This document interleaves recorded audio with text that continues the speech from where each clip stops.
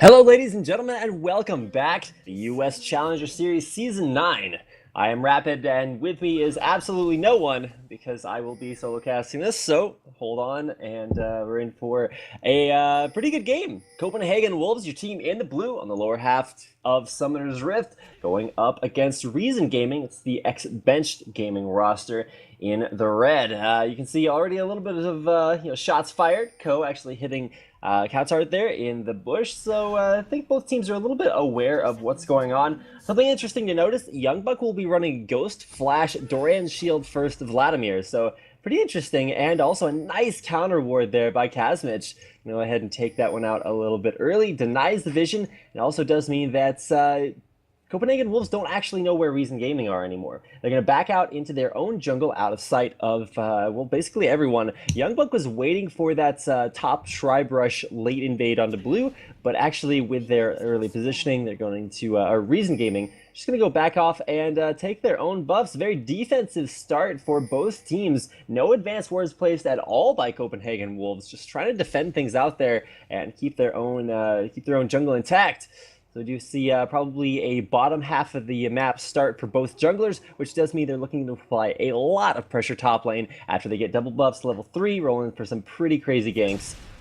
So at least to start things off, you can see Ko at his blue buff, countered by, or not countered, but his counterpart Shook in the jungle, taken out its red. And I like the red start from Jarvan a little bit more, just because that does allow him to just immediately walk through mid lane, go for a gank, maybe even before Morgana takes her black shield. She's actually, Bimbo 8 started with that Tormented Soil, looking at pushing on really early on in the game. Bottom lane, Unlimited getting back to lay with Reckless, already taking a little bit of a chunk of damage, but clearing the wave all the way back to the turret. And that is the benefit of blue side AD carries, because if you're red side, you actually have to take a really long trip all the way around back to lane, so you probably don't have to worry about that if you're Reckless and Unlimited. They already have pushing advantage there in bottom. Both junglers just finishing off their second camps, going back for a Wraith camp clear. Or actually, Ko's going to skip the Wraith camp, just go straight for the Wolves, so maybe that does mean that he actually wants to go up through the camps all the way up to top lane, hit level 4 before he ganks, which is actually going to be a pretty late gank when you consider Lee Sin is really known for having some devastating early map pressure. I think too, game changing happening just yet. It's really a battle of like pushing and sustain, and keep in mind, at least as far as bottom lane is concerned, we are going to see a lot of aggression. Nardia is actually missing or dodging out away from. That's piercing arrow. Ko flashes in there, but he can't quite get the Q off onto Unlimited. This is the Sonic Wave, and that means there will not be any resonating strike to follow. Unlimited actually getting ignited there, so that's going to be an ignite down for Kazmich. Won't have that available for him, and Reckless just staying back there, warding the push. All of a sudden the minions start attacking Ko, and he's like, wait a second, something is awry. It does mean that we do have Shook down there in the bottom lane. Everybody knows what's up. Could actually go in there on Kazmich, gets the knockup, but it actually doesn't knock Kazmich up. A little bit of an unfortunate bug there. The piercing arrow from downtown. We'll pick up first blood for Copenhagen Wolves. Reckless taking that away. That was pretty devastating. I did not expect that, especially off of the a little bit of a bug there with the Jarvan standard. Sometimes it's just not go for any knockup at all, and you're just like, wow, Jarvan is a well-programmed champion. But even still, it's really interesting to see that champion like Jarvan getting off that early aggression over Lee Sin, and it's not necessarily a champion choice there that's going to make that big difference, but really how you play it. A very good gank there, no ward in that bottom brush, meant that Shook could just pretty much do whatever he wanted, and got in there, nice counter gank. And Kazmich, even though he flashed away, couldn't quite get out of range in time of that piercing arrow. And if you look at Reckless, he's actually choosing to max piercing arrow. Hasn't even picked up hail of arrows yet for his Varus. And it used to be that you'd max hail of arrows for more reliable damage. He's just going all in on that ranged. And as is, it was enough to pick himself up for his kill. He is at level 4. Kazmich only at level 2 now. So we could see a little bit more aggression there, trying to kind of exploit that damage. Meanwhile, elsewhere on the map, covering things out in the other lanes, Coutard's going to go back and pick himself up probably some Doran's rings. There we go. A couple of those grabbed away, and Bimbo 8 just kind of waiting in lane. Did go for the Doran's ring start, but in the bottom lane we do see Ko actually ward jumping over the wall, throws out the Q, forces out the flash from Reckless, dangerous low with that, with only the last couple hundred of his HP. Ko's gonna get in there for the slow, wants one more auto attack, has to safeguard away. Just realized I hadn't jumped back to live, but I'm back, and Reckless, a little bit upset that Ko's been putting so much pressure bottom lane. This is actually something that Trick Duck actually figured out in their previous game versus Copenhagen Wolves. It's if you focus the Reckless lane, Copenhagen Wolves don't do as well. And I know it's rocket science because no one would have ever expected Reckless to be the carry of the team, but very, very good focus, at least from Ko early on. Pushes Reckless out of lane, sends it back to base to buy, but because his CS is so high, 40 already, he does have that Billswater Cutlass as well as starting Doran's Blade. So kind of interesting to see that that first kill very, very key, so that being pushed out of lane didn't actually matter that much, just gave him an earlier opportunity to buy, but as is, Flash is going to be down, so maybe that'll signal a little bit more aggression from Ko. I'll have to see how that turns out.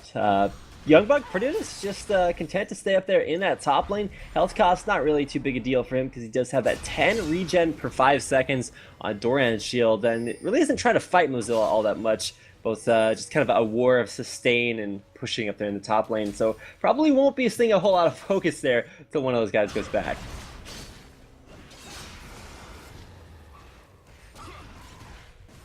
Reckless back here down in the bottom lane. You have a pink ward battle here, at least by Unlimited, being putting out a lot of damage on Kazers. The jump in, Shen ultimate. Shen is now level 6 right on top of Reckless, but we see the taunt. Yes, it does go off on a Reckless, and Nardius will pick up the kill. Unlimited, it's just like piece the scene, got back to his turret, did have that ruby crystal, so it wasn't in too much danger, but you'll notice in that fight, Limited actually chose to use the Aqua Prism on Kazmich. He was dangerously low and thought that, hey, maybe we could go in and pick up a kill, but the Shen ult was so key, and did allow Reason Gaming to pick up that counter kill in the bottom lane. This Nardia is pushing things out incredibly fast, looking to get back to base after shoving the wave into turret. As is, we were talking about that top lane. It's whoever leaves first is kind of going to shift the balance of power. Shen goes back and picks himself up a Giant's Belt and boots with some potions for his trouble. And Youngbuck now going to dish out some damage to Ko. He's going to go in there, force the pool out from Youngbuck. Hopes that he can get back behind the creeps. He does. I mean, he's going to take a little bit of a later trip back to base. See what he decides to pick up. Youngbuck not actually deciding to go back to base, so surprise, surprise. Knows that Ko's actually going for a little bit of an invade, possibly doesn't want to leave Couchard hanging. Now Couchard knows exactly what's going on there. Dark biting over the wall, sets up for a Q. My Couchard is level 7, so he's going to go in for an ultimate of his own. But as soon as he comes out of that Glacial Prism, he was taken down by Soul Shackles. Bimbo 8, nice combo there. Landed the Dark Binding over the wall, and Reason Gaming taking out both carries for Copenhagen Wolves very early on. Sets up for a perfect blue steal for Ko, so great timing there by Bimbo 8 and Ko setting up for a nice steal. Even Mozilla coming in down there from the top lane just for some moral support. Blue buff goes on to Bimbo 8. I'll actually see if Shook can go for a counter steal on the blue buff for Reason Gaming. Ko's not actually running straight there. He's going to go for his own red buff. It's a little bit more important for him, but keep in mind that will still be a blue buff taken back away by Shook. He's just going to drop a ward there right at the camp. It's not going to keep it from respawning or anything, but he's going to pass through a ward down there in the bottom lane. Just kind of sits there and...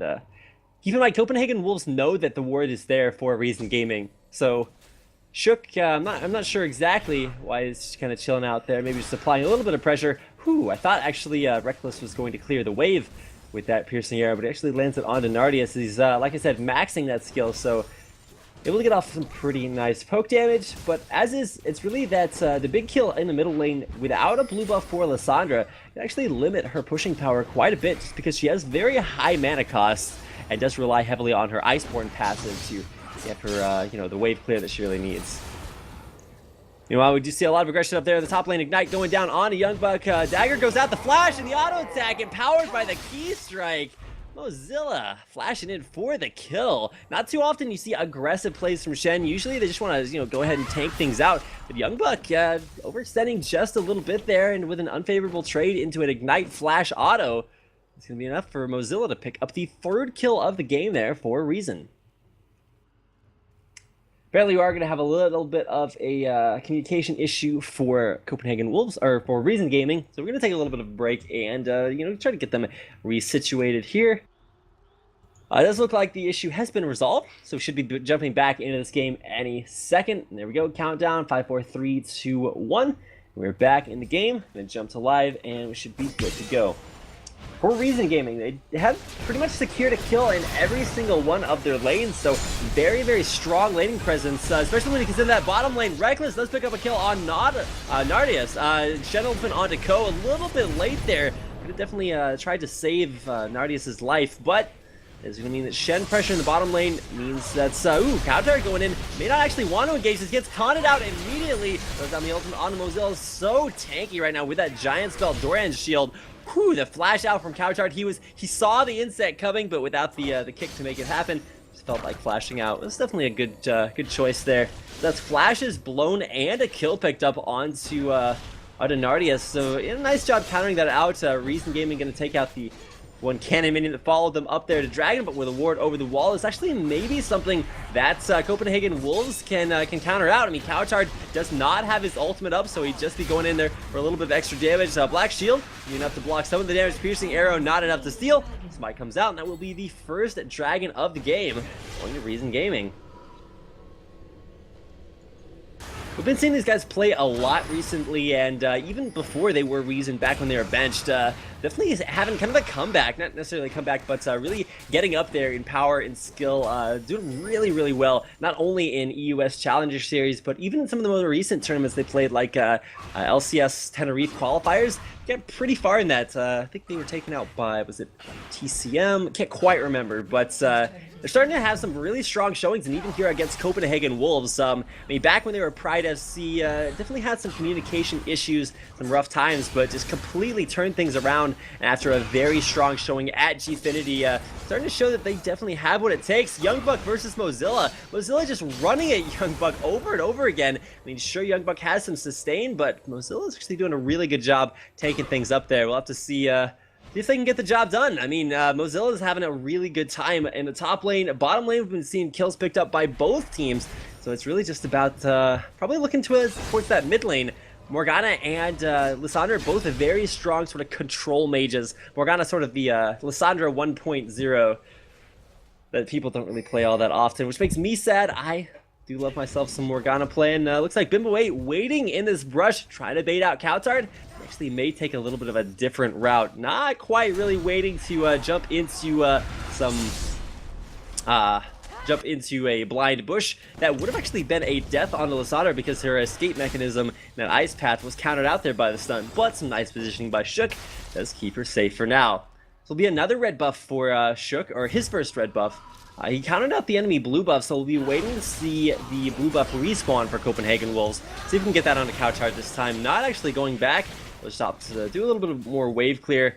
As is, you're looking for a gank top lane there by Ko. Just keeping Youngbuck pushed underneath his turret. And right now, this is where, as Youngbuck, you're just like, okay. I see where we're starting to put pressure now, and that's actually a good thing for Copenhagen Wolves, because not only is Youngbuck a top laner that reacts incredibly well, the gank's going to get taunted up there. Ko coming out there, does get the ward, but you can't kick a pool of blood. I mean, I'm not sure if you guys have tried that before. It's somewhat ineffective, and Youngbuck making maximum usage out of that. But like I said, Ko's presence top lane means that Reckless is just kind of free and clear there in that bottom to pretty much do whatever he wants. Youngbuck able to sustain things up in that top lane, starting to get to that Vladimir level where not a whole lot is going to phase him right now. Does actually mean that Mozilla will be the first one to go back to base. Probably looking for a Warmog's armor, and there it is. First item, Warmog's armor. It's going to make Shen's skills very, very well, but doesn't actually give him many defensive stats, and isn't really going to help him push. It's not going to be that Sunfire Cape that we're used to seeing out of Shen's. You really can't do that against the sustained magic damage from Youngbuck. So I like the idea. It's going to give you a crazy amount of regen, as well as the HP. It's going to make his key strike deal a ton of damage. Kazmich in the bottom lane, going to win out the ward battle, and actually with Reckless going back to base, he's going to pick himself up a Blade of the Ruined King first on Varus. Dardia is probably just going to go straight for the standard Infinity Edge rush on Tristana, although we have seen a few Blade of the Ruined King Tristana builds coming out recently. I don't actually think that's what we're going to see, but hey, with that Vamp Scepter early on, it could definitely be a possibility, but most likely he's just going to sell his Mana Potion and buy a BF Sword. And I would expect to see that. Yep, there we go. Young Buck actually coming down there from the top lane, starting to get a little bit of pushing in there, forces Ko to wave clear at the turret. Take some jungle pressure off the rest of the map, and if you notice, Shook is just continue to stay in his jungle, keep farming things up, and he actually has a 14 CS advantage right now, and those 2 assists. But the kill picked up by Ko is going to keep him a little bit ahead in the gold count. And we're just back to the laning phase. This is a pretty extended laning phase from most of what I've seen in the NA Challenger scene right now. It's very, very common to go for a 2v1, take down very early turrets, and just try to put on as much global objective pressure as possible. But here, it looks like in this game, Copenhagen Wolves are completely content to just sit in their lanes and continue to farm things out. I don't think that's Reckless is too sad about that either. Just like, what's that? I get more time to CS for free. And if you look at the CS, it's actually at 150 CS versus just 115. So 45 CS difference there, or 35 CS difference. You're gonna mean that he actually has a lot of itemization at his disposal.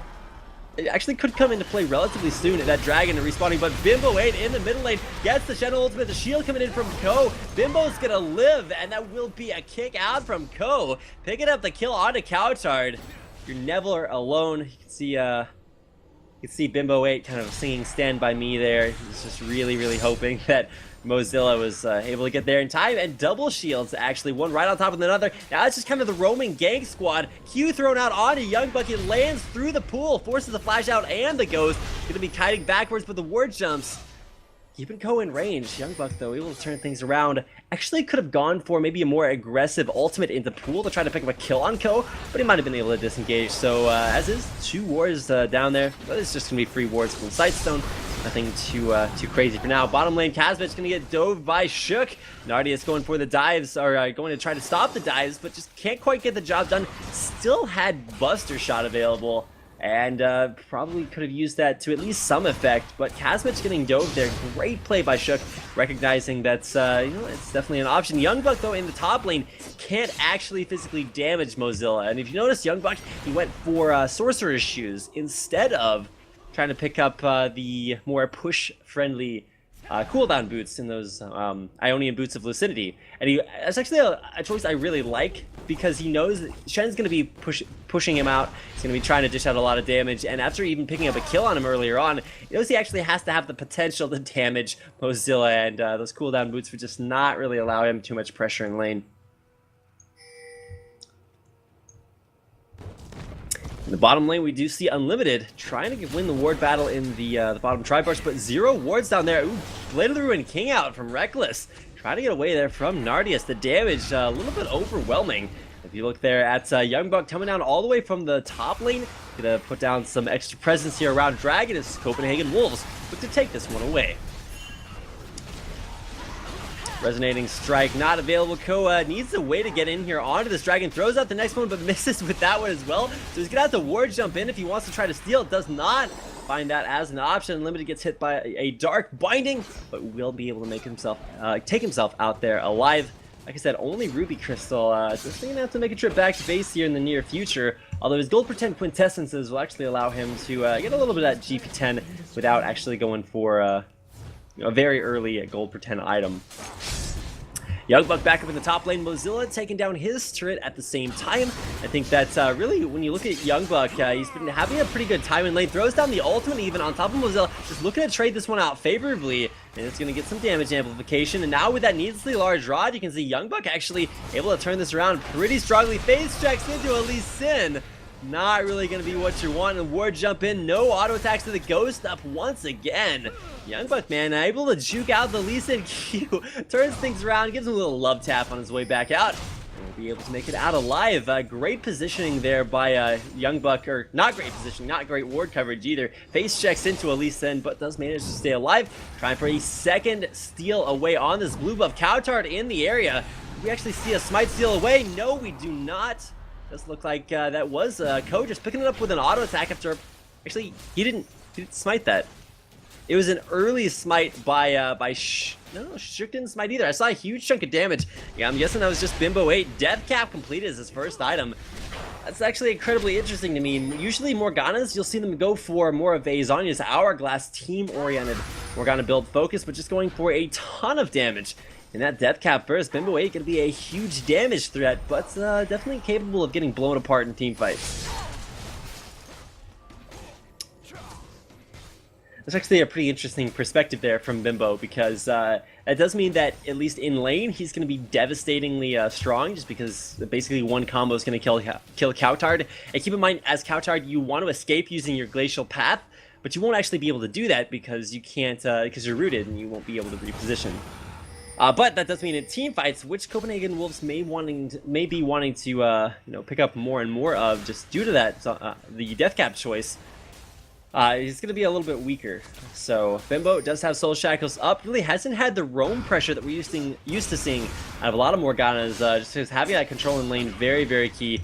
Young Buck there in the top lane, pushing pretty heavily on Mozilla. Draws Ko's attention to the top lane, while bottom lane Reckless allowed to take that turret for free. Young Buck immediately just going to walk around another corner, and find Ko out there. Drops the pool, but is going to continue the chase. Red buff is on to Young Buck. He's going to try to flash there. The Q and the immediate flash over the wall. Red buff is down, and Red buff will pick up the kill. More jump from there, not necessary, but in the meantime, I was focusing on top lane. Kills going down across the map. Bimbo 8 able to take out Unlimited. Wanting to go for a little bit of a stronger defense of his own blue buff, as is Shook probably going to have to get out of here. 3 members strong for Reason Gaming. I mean that they do have the strength in that area.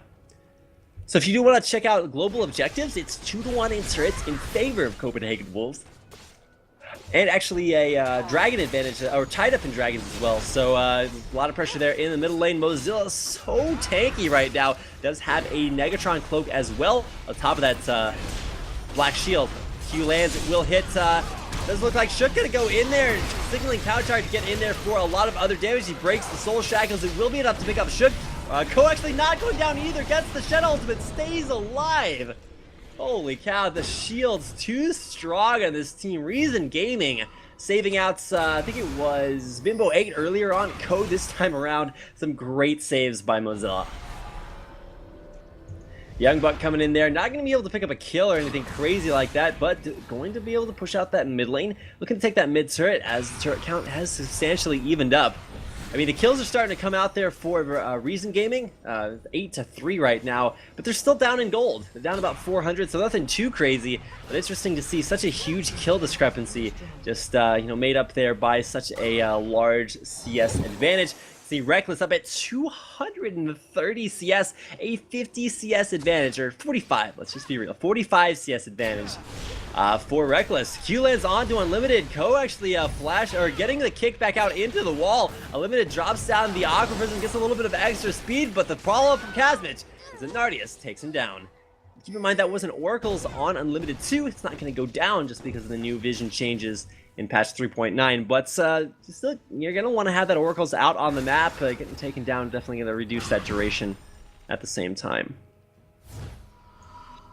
So overall, Copenhagen Wolves, like they continue to get caught out in these 1v1s. Some great control plays being made by Reason Gaming. That does mean that as we sort of pick up into like maybe the next dragon respawn, and as death timers get longer and longer, could be looking at Baron here in the near future if you continue to get caught out like that. I mean, first it was Unlimited. Shook actually going in there to try to stop the damage on Coutard a little bit earlier on. Keep in mind, Coutard does have his Zhonya's Hourglass complete, for maybe a Void Staff or Death Cap to follow that up. Reckless trying to pick up his red buff, not going to be in the right place at the right time, dodges away from the Q coming out from Ko, not going to be able to drop down that Sonic Wave. Actually, the death sentence, almost death sentence there for Reckless. Ultimate coming down there. Shook going to try to get the standard, but cannot actually jump. There's no standard to jump to. Memo takes a lot of damage to try to secure this red buff. It does go over to Reckless, so I mean, mission accomplished, I guess.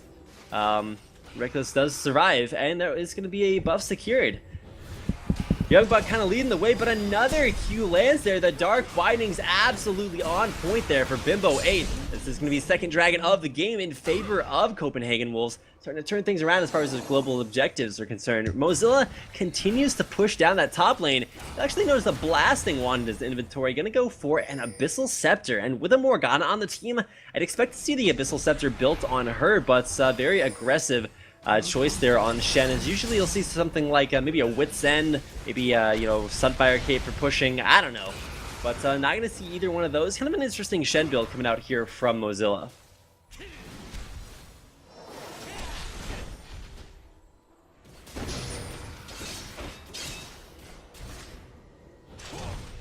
Now, if we look at Copenhagen Wolves, Young Buck's positioning is going to be absolutely huge in this team fight. You can notice he actually went for a Will of the Ancients on his Vladimir instead of picking up a, you know, obviously the somewhat stronger individual choice, just because it does gives you cooldown reduction, but the Will of the Ancients going to help out the entire rest of his team. Keep in mind, the way Spellvamp works, it's actually any ability that does damage will then heal you for a percentage of that damage, and with Will of the Ancients, it's actually going to help out, you know, Reckless, very ability-based champion, Cowtard, tons of AoE, going to get some benefit back from that, and Young Buck as well, you know, definitely gets some benefit out of that spell vamp there as well. So I'm liking what I'm seeing here. It's a very supportive kind of feel from that Vladimir. He does have Ghost Ignite, or Ghost Flash, so he's not looking for individual kills, just setting up for an overall stronger team presence. You can actually see that Negatron Cloak probably going to be an Abyssal Scepter of his own, counter out the Abyssal coming out from Shen.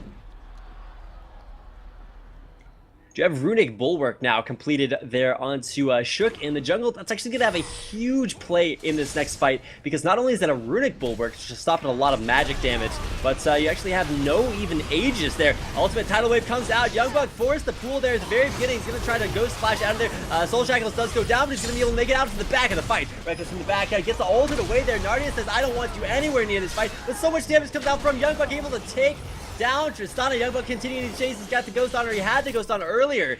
Does not get taken down, and overall the tanking is enough to keep Mozilla alive, but not so well for the rest of the team. Young Buck, crazy AoE to set things out, and even though Reckless got ulted out towards the middle of that team fight, it was just not enough in time. Nardius going down there, to follow after a pretty nice engagement there by not Reality, but by Reason Gaming. Copenhagen Wolves, though, a beautiful tidal wave from Nami to set things up. Reckless staying in the back, not able to get taken out. Young Buck, the focus of most of that damage, but actually able to get out of there himself and keep the sustain alive. It's going to be Shen going in there. Mozilla tries to get it down there. We are going to try to take out Mozilla first before the Baron goes down. They do get a free kill on Shen and the Baron buff for all 5 members of the Copenhagen Wolves.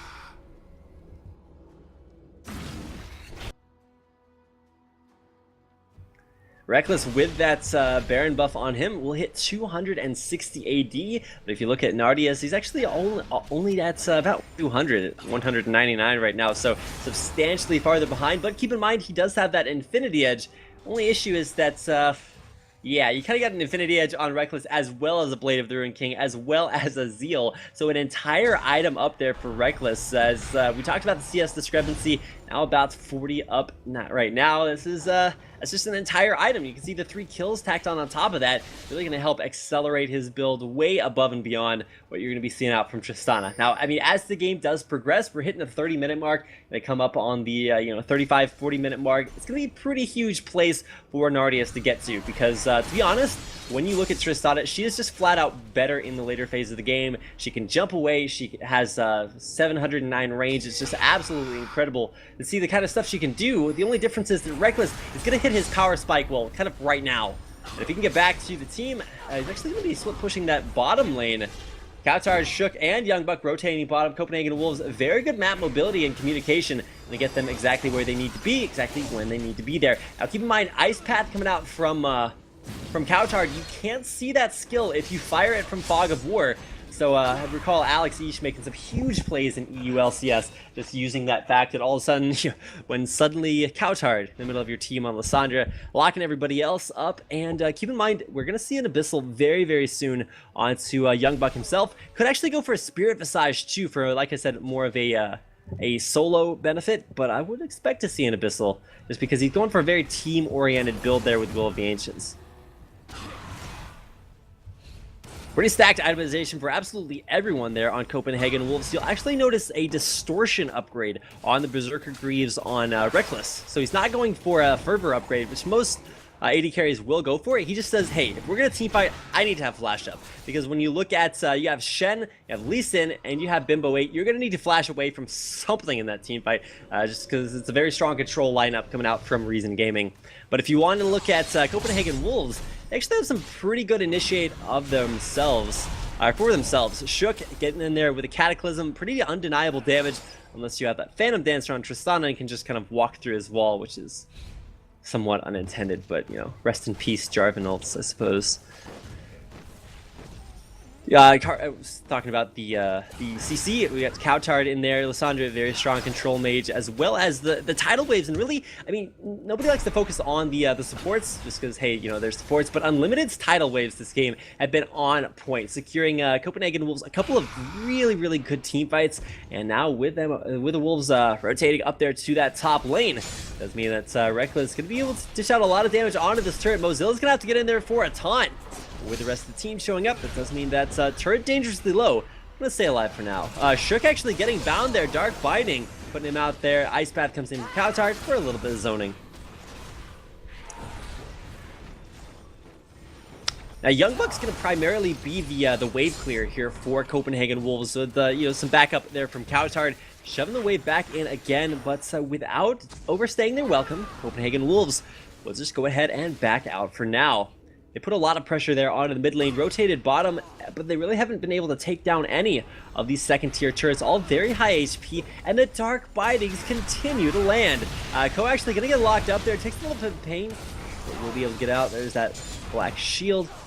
They keep him from getting CC'd and allow him to make it out alive. Seen some pretty nice follow-up from Ko, just the damage not there. I mean, when you look at the damage dealers here from Reason Gaming, you have Morgana to some extent, and Nardius, and that's it. I mean, you're looking for some damage from Lee Sin, but he's going for a full tanky build, so nothing too devastating there. Void Staff, now completed for Morgana, means that she will be a much bigger factor there as far as damage in teamfights is concerned. Because when you look at Copenhagen Wolves, they have continual persistent damage from Vladimir. You're going to have persistent damage from Reckless. Cowtard getting in there, a lot of lockdown, just setting up for the rest of the damage, and Shook there as well. So I actually like the end game damage potential from Copenhagen Wolves a little bit more than Reason Gaming.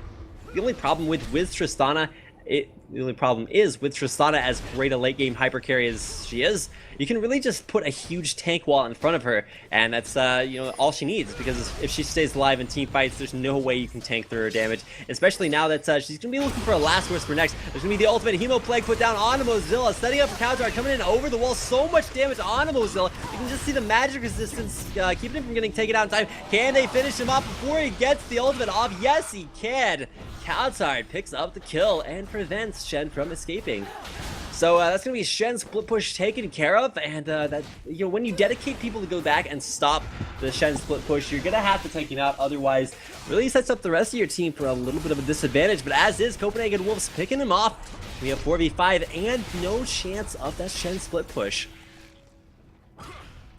Going in here for probably a more successful amount of pressure here onto the secondary middle turret.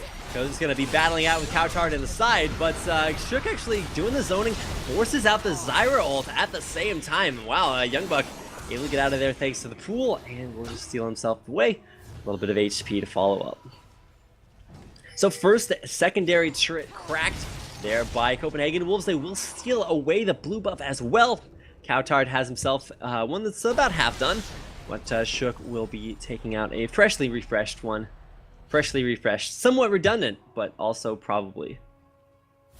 Looking for a last whisper from both AD carries. Really, that's the next power spike that we're going to see in this game. Might see, like maybe a Void Stab come out from Lissandra. But so the chance for Reason Gaming to go for a nice counter kill onto this turret. Young Buck really can't get in there. I mean, he has a Doran shield, but it doesn't give him any armor. He's just going to get some of that from Zonya's. Ko getting in there, but the flash there. No insect plays for Yuko.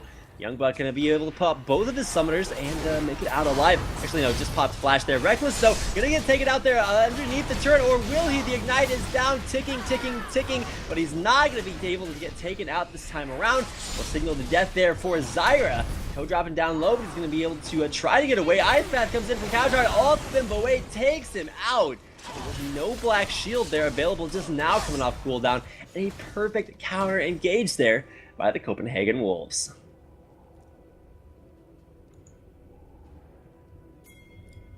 There's the last Whisper, just now completed on Reckless. You're starting to see one there on Nardius as well, and I think both AD carries, I mean, they have huge presence in these team fights. The only problem is, like I said, the damage is just plain higher for CW. They're going to be able to push in there for the first base turret and possibly even first inhibitor of the game. I don't think they can take this inhibitor, though. I mean, if they stay for it, that is going to be a very, very risky endeavor. Cowtard getting out to the back of the guy, does not have his ultimate, but does still have Zhonya's available. Youngbuck getting there for a lot of damage, forcing the bounce out by Nardius. Mozilla, though, taking a lot of damage for himself. Code now pushed out of the team fights. Shook going deep underneath two base turrets. Youngbuck trying to pick up the kill. Reckless with a hail of arrows will take down Kazmich in two team fights in a row, I believe. So maybe a little bit of vengeance there. So Reckless goes on a killing spree. He is 4-1-6. Highest score there on the game currently for Copenhagen Wolves. You just see 4-1 and then 4-2 for jungler and AP carry on Reason Gaming. So, I mean, Bimbo Ace Morgana plays has been absolutely massive, but the turnaround, Copenhagen Wolves baiting things out in the brush around Baron. Mozilla explodes, Poe goes down, Kazmich still dead from the previous engagement. Zanya's out from both Youngbuck and Bimbo. Youngbuck can be able to heal things out, force the bounce over the wall once again from Nardius. Tidal Wave out, zones him out from his own base. He's actually going to be forced to flash over the wall here in just a second, but with a 4-1 surrender vote coming out, Copenhagen Wolves will take the game 5-3 in turns, 15-11 in kills.